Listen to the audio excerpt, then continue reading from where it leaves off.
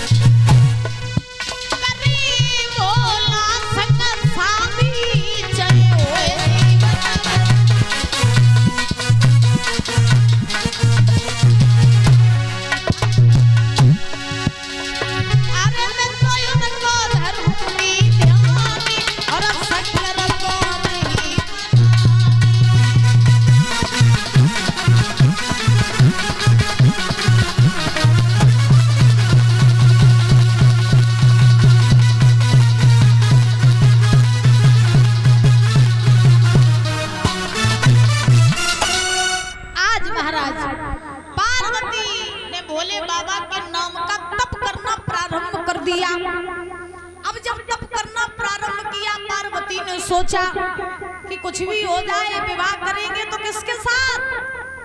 भोले बाबा के साथ। इस जन्म में शादी नहीं हुई तो 7 जन्मों तक इंतजार करेंगे, लेकिन विवाह करेंगे तो उन्हीं के साथ।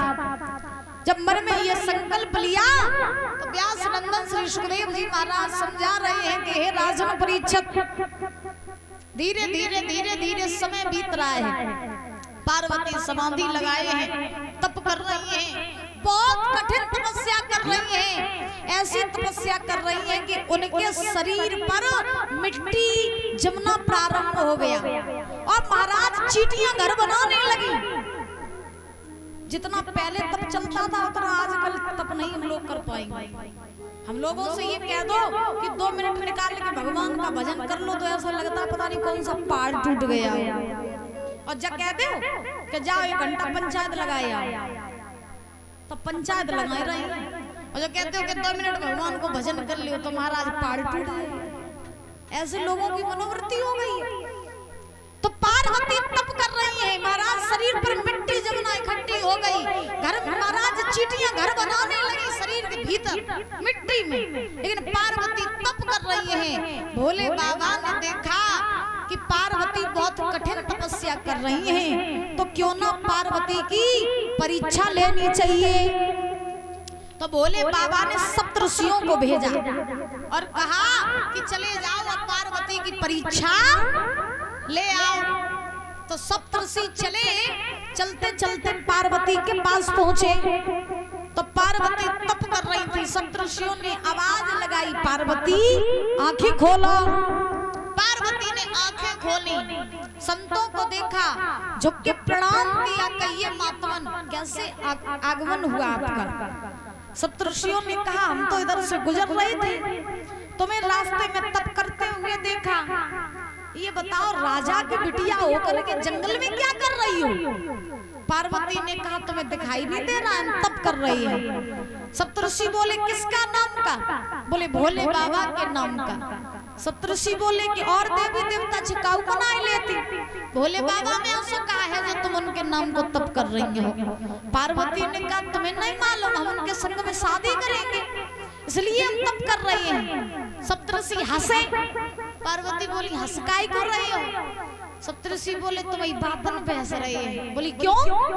सप्तऋषि बोले कहाँ पे भोले बाबा बूढ़े बाड़े से हो, कहाँ तुम फूल सी खिलने वाली हैं? बोले बाबा के रेवे को मड़ैया नहीं, न कोई घर को, न परिवार को, न कोई रिश्तेदार, न आगे न कोई पीछे। तपस्या करने लग जाए, बैठ जाए, समाधि तो बरसों तक लगी रहती है, और तुम भोले बाबा संग ब्याह करे हो। पार्वती बोली तो हम क्या करें? तो सप्तऋषि बोले करना क्या है? बोले बाबा के साथ तुम विवाह न करो, पछताओगी।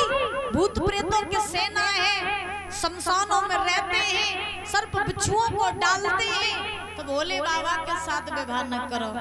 तो पार्वती बोली इसका मतलब ये है कि तुम हमें ज्ञान देने आए हो, लेकिन बाबा तुम्हें नहीं मालूम है, मेरी बात सुनो कि दिल के बाजार में और दौलत नहीं देखी जाती। सुनो, प्रेम हो जाए तो सूरत नहीं देखी जाती।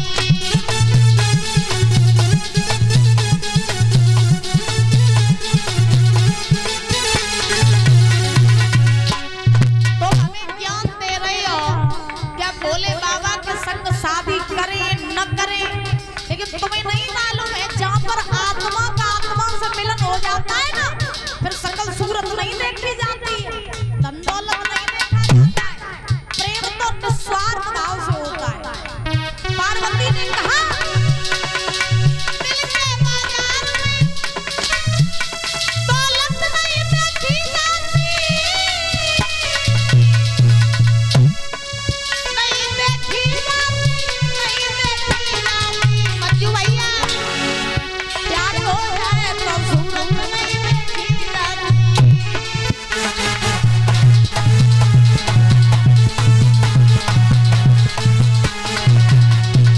और सुनो, प्रेमी लोग इसी प्रण पे जिया करते, प्रेम के नाम पर ये जान दिया करते, प्रेमी प्रेमी को भला प्रेम किया करते, दिल को चीर के कांटों से सिया करते।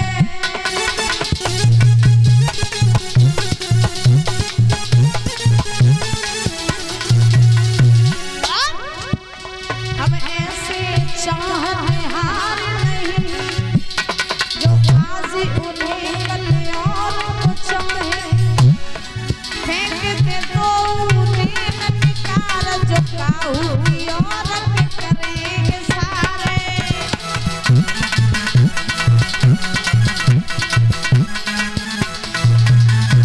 और बाबा तुम्हें नहीं मालूम है, हमने भोले बाबा से आत्मा से प्रेम किया, और जब हमने उनसे प्रेम किया था तब हमने ये नहीं देखा था कि धन दौलत है कि नहीं है, सकल सूरत की है कि नहीं है, प्रेम तो हमने कर लिया। याद रखो, जहाँ प्रेम होता है, प्रेम आत्मा से होता है, और धन नहीं, कलयुग के प्रेम इनमें तो प्रेम की परिभाषा ही बदल है। प्रेम आत्मा से होता है, प्यार आपके शरीर से होता है, प्रेम निस्वार्थ भाव से होता है, और प्यार स्वार्थ भाव से होता है। जब तक तुम्हारी शकल सुंदर, जब तक तुम्हारी जेब में पैसा, तब तक लोग तुमसे प्यार करेंगे, और जिस दिन शकल खराब और पैसा खत्म तो प्यार खत्म। प्यार इंसान कब तक करता है? सुंदरता तुम्हारी कब तक रहती है? ज्यादा से ज्यादा 30 साल, और जैसे 30 साल से ऊपर वयस हुई, जैसे सोड़न लगी ना हमारा खाल, अपने आप प्यार खत्म हो जाता। अब प्रेम आत्मा से होता है, तो आत्मा कभी बूढ़ी नहीं होती है, इसीलिए लाख मिले उनसे बढ़िया, नहीं को चाहे उन्हीं को सलाम।